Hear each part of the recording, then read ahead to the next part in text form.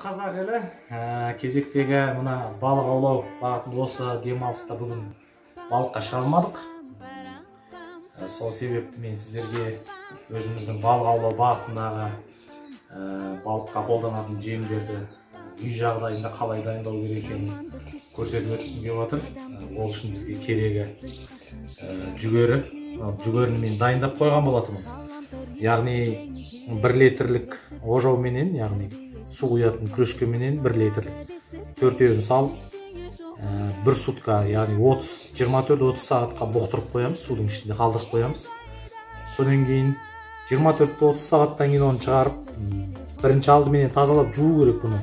Жеуге, өзіңіз жеуге жететіндей жағдайға жуу керек, өте тап-таза болу керек. Содан кейін хлор қосылмаған суда жуу керек.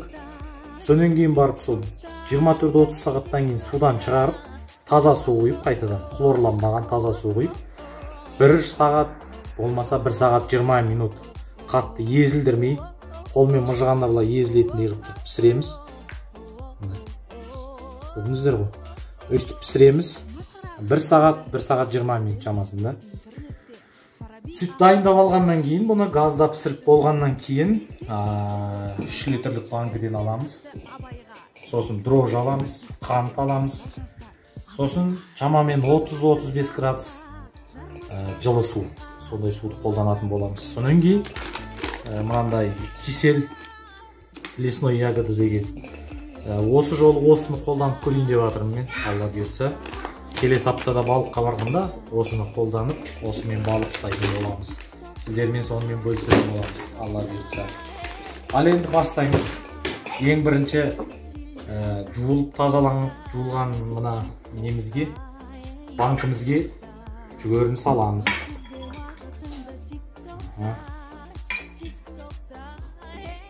Сосын дрожж аламыз, қант аламыз. Сосын шамамен 30-35 градус жылы су. Сондай суды қолданатын боламыз. Сонан кейін мынандай кисел лесной ягода деген. Осы жолы осыны қолданып көрейін деп жатырмын мен, Алла бұйыртса. Келесі аптада балыққа барғанда осыны қолданып, осымен балық ұстайтын боламыз.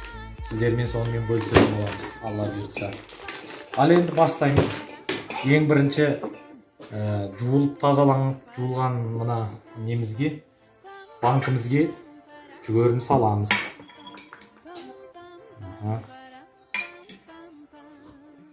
Міне банкіге 3 банкі болды менікі. Шамалы артылды, бірақ оны кейін тағы да қолданамыз. 3 банкіге бөліп салдым.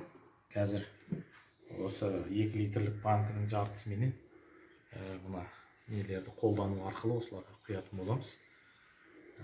Сол арқылы қазір жұмыс жасайтын боламыз.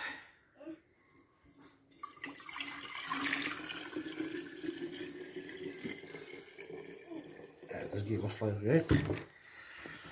Бұл жерде бірінші 2 қасық қант саламыз. Чай қасықпенен 2 қасық дрожж саламыз. Сосын артынан киселін саламыз. Чақылатын жері бар екен.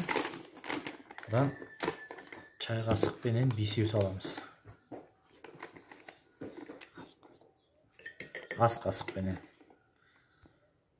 2, 3, 4,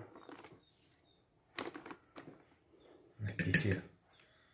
Өйткені мұна лесной ягоданың иісі өте керемет.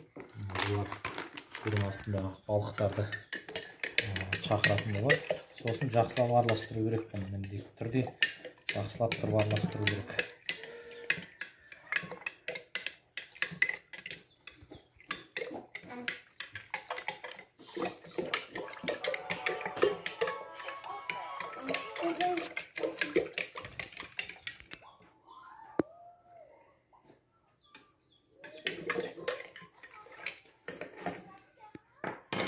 Араластырып болдық. Енді осыны құямыз.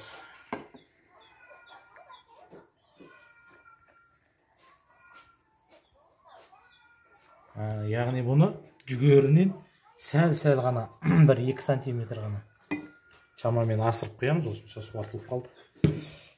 Сонан кейін өйстіп құйып болғаннан кейін оның бетін енді әркімде әртүрлі, ең дұрысы осы резиновый қолбақпен жауып қоямыз. Бұл өзі уақыты өте, ішіндегі ашыған кезде газ бөлініп шығады. Сол кезде мына қолбақ көтеріледі. Сол кезде газдың шығып кету үшін бұрышынан титтей ғана, иненің тесігіндей ғана тесік тесу керек. Мынаның ішіне өйткені ашыған кезде ауа кірмеу керек та. Сөйтіп шпангымызды дайындаймыз. Болды. Міне достар, біз осылай жасадық. Енді осыны келесі апта, Құдай қаласа, 1 апта суда тұрады. Бұл мүмкін 1 ай тұрады. Бұл ауа кірмесе, бұл ешқандай бұзылмайды. Біз осы лесная ягода орманның жаңағы жидектеріменен жасалған кисель. Осын қолданып көрдік. Яғни бұған бәрін қолданып көруге болады. Яғни бал, варенье, кез келген дәмдеуішпен жасауға болады. Ал енді сіздерде келесі жолы міндетті түрде осы корммен, осы тамақпенен балықтарды ұстағанымыз туралы отчет беретін боламыз. Келесі аптада сіздерді мен бөлісетін боламыз жақсы жаңалықтармен. Сіздерде міндетті түрде комментарияға жазып, өздеріңіздің осындай қолданып жүрген айла тәсілдеріңіз болса бізбен бөлісіп, комментарияға қалдырып кетіңіздер. Және сіздерден мен үлкен қолдау күтемін. Менің парақшама тіркеліп, міндетті түрде лайк басып, ұнамаса дизлайк басып, комментарий қалдыруды ұмытпаңыздар. Ал енді келесі аптада көлдің жағасында кездескенше сау болыңыздар.